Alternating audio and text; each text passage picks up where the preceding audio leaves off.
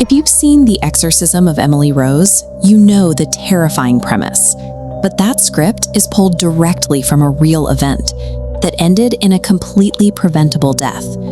The actual events unfolded in the 1970s, inside a quiet, deeply religious small town in West Germany.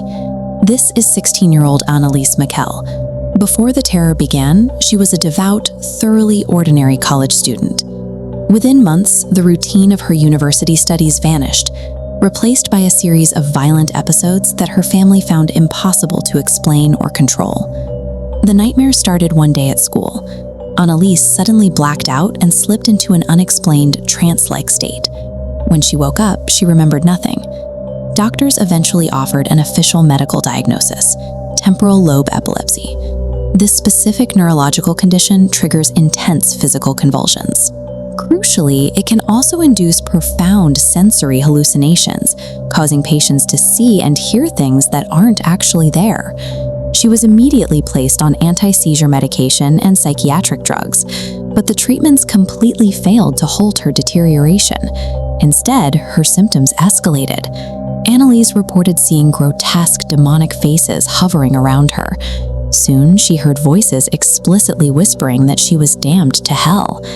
This medical failure created a terrifying vacuum. When doctors could no longer explain her suffering, Anneliese arrived at a chilling conclusion: a supernatural evil had taken up residence in her soul. Her behavior rapidly decayed into the bizarre. She crawled under tables and reportedly barked like a dog for days on end. Then her diet changed. Witnesses claimed she started consuming insects, chunks of coal, and even a dead bird she found. With modern medicine apparently powerless, two priests, Ernst Alt and Arnold Renz, stepped in. They became convinced her illness was strictly supernatural.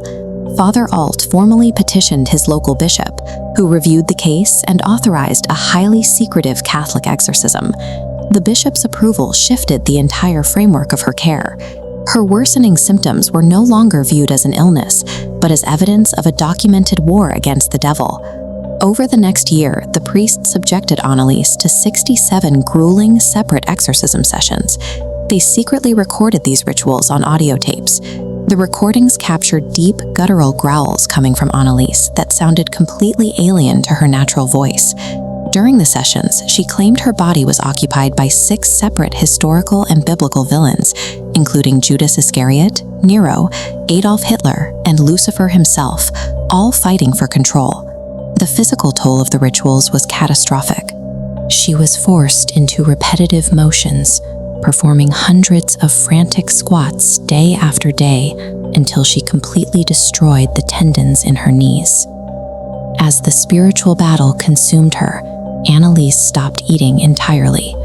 The priests remained focused on the state of her soul, even as the constant, unrelenting strain of the rituals began to leave visible physical damage on her dying body. On July 1st, 1976, Anneliese Michel died from severe malnutrition and dehydration. She was only 23 years old. By the time she passed, her body had wasted away, weighing only a fraction of what a healthy adult should. German authorities immediately launched a criminal investigation. Her parents and the 2 priests were charged with negligent homicide, triggering a highly publicized national trial. The courtroom became a battleground between faith and science. Doctors presented evidence of untreated psychosis, while the defense played the terrifying exorcism tapes to argue the demons were entirely real. The court ultimately found both the parents and priests guilty, handing them suspended sentences and probation. Through this verdict, the legal system forcefully asserted that human negligence, not supernatural evil, was the real cause of her death. Decades later, her grave remains a highly active pilgrimage site. Many Catholics still travel there, viewing her as a martyr of spiritual warfare. The medical community sees a radically different story. To them, her case is a stark example of a psychiatric crisis fatally ignored by everyone tasked with protecting her. Was Anneliese Michel truly destroyed by ancient entities, or is the real horror what happens when a human mind breaks and the world just watches it happen? Let us know your theory in the comments below.